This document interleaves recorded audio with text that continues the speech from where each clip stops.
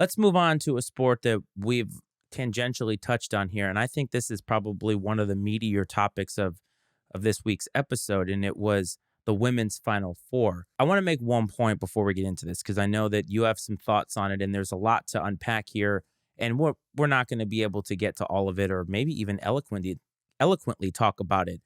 But I want to say first off, I love the fact that this year the women's March Madness for women's college basketball finally got the kind of shine and press that I think it should have gotten comparable to the men because they're playing just as hard, they're working just as hard.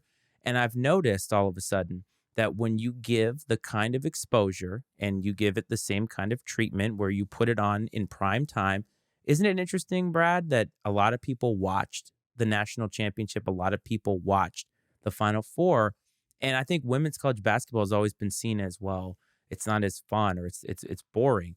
Let me tell you something. Watching those games, where there's a lot of personality out there, a lot of competitors out there. And isn't that why we watch sports in the first place? And I loved seeing that. I just wanted to make that point outright because I thought it was fantastic basketball. No, you're right. I mean, women have always been skilled at playing the game of basketball. It's what you said it, man. The personalities. There were some personalities and some characters within NCAA women's basketball this year, and that's really what sold it.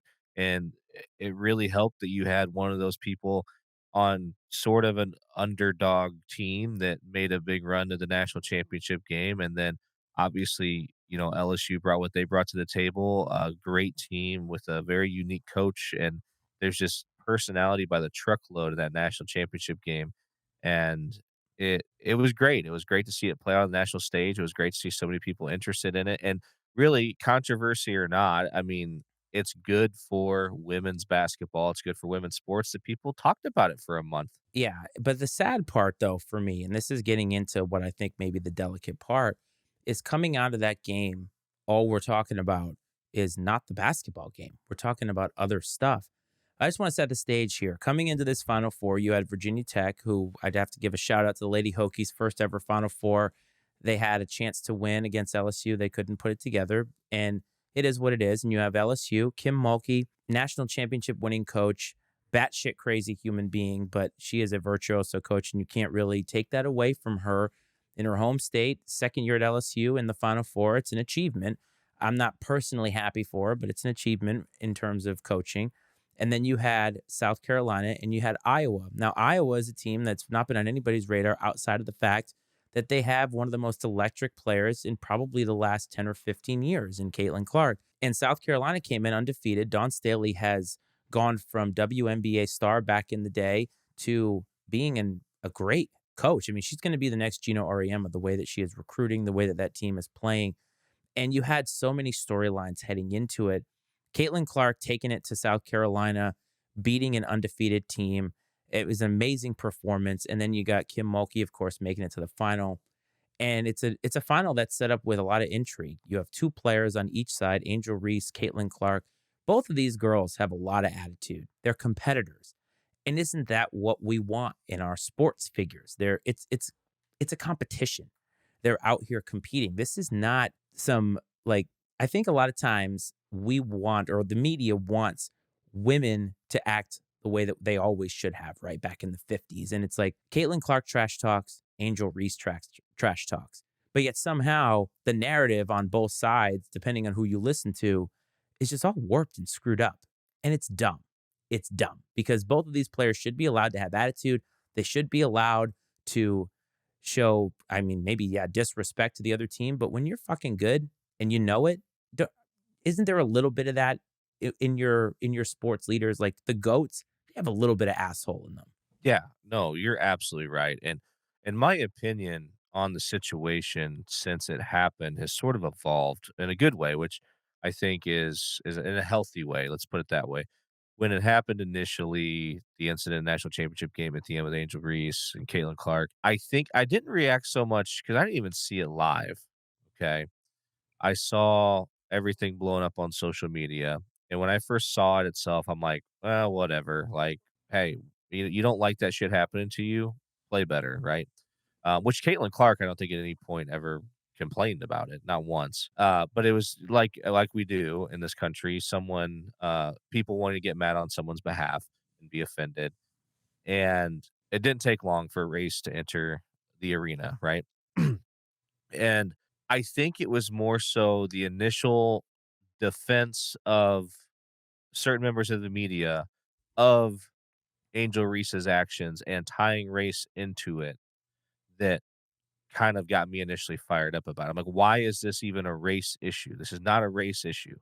Like the too many people have fought too hard and too long to end racism, and I mean, why are you making this a race thing? It's not a race thing. And so I think the fact that you had people coming out trying to, bringing racism into a situation that wasn't racist brought out the other end of it that wanted to sit there and argue that race was a part of it. And I mean, I'm at the point now where I've evolved to, like you said, two great competitors. In an Angel Reese's case, a competitor, a national champion, celebrating in the moment. And some people say, well, they were up by 15 points, blah, blah, blah, blah, blah, blah. Who cares? Who cares, man? Like, you could say you don't like that kind of stuff, that flashy stuff. I'm not crazy about that stuff, but like I get it. You're emotional. They're kids still, you know. Yeah, they're young adults caught up in the moment, winning a big game, winning something they've been working all year for, maybe all their lives for. It's not like she walked up and slapped her in the face or gave her the middle finger or anything like that. I mean, it was a celebration, and let them sit there. I don't know, it's just part of the game, it's part of sports, it's part of being competitive. I don't have an issue with it. Everybody's still all fired up and butthurt about it, I'm sure, to some degree. Move on, grow up, put your big boy, big girl pants on, get over it, move on, because in most cases, it has absolutely nothing to do with you or with the things you're arguing about.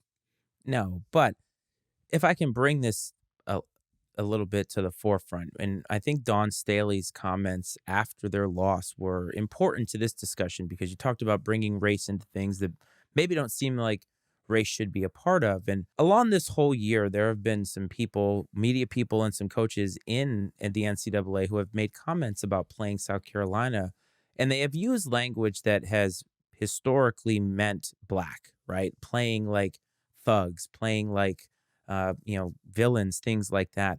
And Gino Auriemma himself this year using language like that. And I think that sometimes there is just an old pattern of how we have talked about things that sometimes can come up and it is very sensitive. And I think with this Caitlin Clark thing, the week before or the game before, remember, she was at the 3 point line waving off South Carolina because they were not playing perimeter defense, which was their strategy. And a lot of people felt it was disrespectful, but that was their defensive strategy. Beat us out there. And so she's doing the same thing, right? She's making a gesture. She's a competitor. She knows she's good. From Angel Reese's perspective, she's been hearing about how great Caitlin Clark is and how they're going to lose because they have the best player and blah, blah, blah, blah, blah. And so you win this game and you're up big, you're going to feel fired up and maybe you're going to feel disrespected by the media. I don't think that she was disrespected by Caitlin Clark. She's disrespected by the fact that all she's hearing about is that she doesn't matter and Caitlin Clark matters. And it would be in reverse. If Caitlin Clark was the quote unquote underdog in this rivalry between the two, then maybe she'd feel the same way. But I think what you saw afterward, and this is why I like talking about things after the fact. I know that sometimes in content creation, you want to be like right out on it, but us talking about this a couple weeks after the fact, we get that perspective.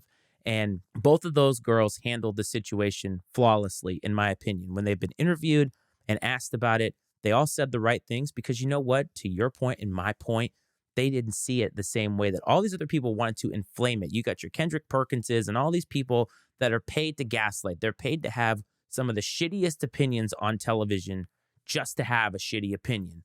And yet the two people that are involved are like, you know what? Respect. Because I respect how good they are. I know how good I am, but I know she respects how good I am too. And I thought it was overblown. The one thing I thought was like laughable was the vice president or the vice president's wife, Joe Biden, saying she wanted to have both teams to the White House. And in my mind, I was like, that is never how White House visits have worked. This is not a participation award.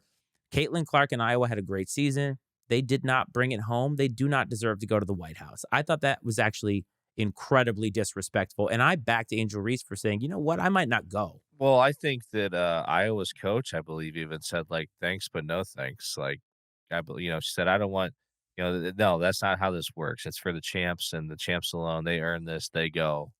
That's it." And, no, not to sit there and, beat a dead horse, but you said it, man. It's just people in the media wanna incite all this stuff, and some of it just brings out the worst in people when instead of celebrating the competitors in the moment, we always seem to, and I get that's their job, like you said, but it brings out the worst in people sometimes. Then you just go down this whole rabbit hole of debates that start that have nothing to do with what actually happened on the floor, which was just a great basketball game against between two great basketball teams. These narratives take away from the game. And the women's game can't really afford that because it needs traction. It needs people to be respectful of the play on the court. And that's one thing that we've not seen. And I myself have been guilty of saying they play great fundamentals and I don't want to watch that kind of thing. I think that the game has evolved. I think that as athletes as a whole in this country have become more fit and nutrition has gone up and all of these great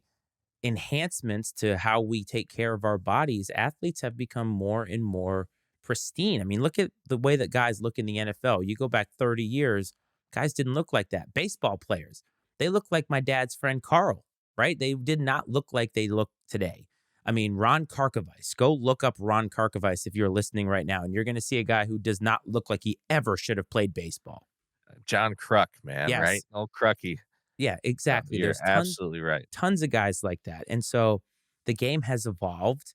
And I think that one of the things that I've noticed is that there is a little bit more parity in women's college basketball than there used to be. While there used to be one or two good teams, now you maybe have seven or eight good teams.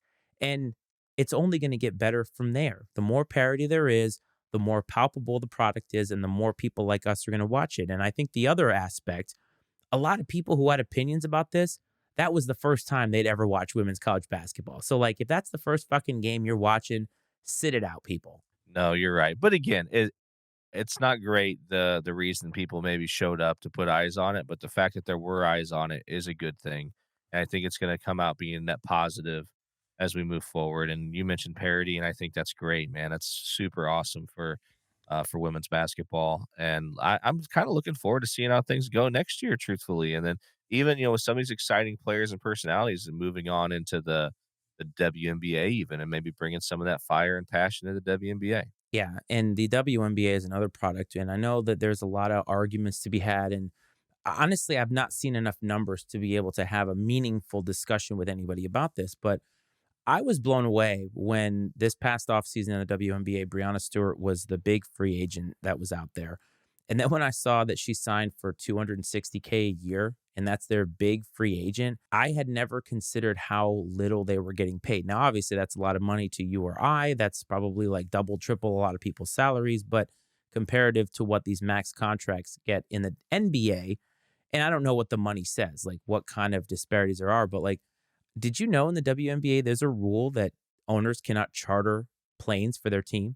I did not know that. Yes, it's illegal. It's like a competitive advantage for a team. And I think a team recently, maybe this past year, got in trouble because their owner was rich enough to be able to charter private airlines for them.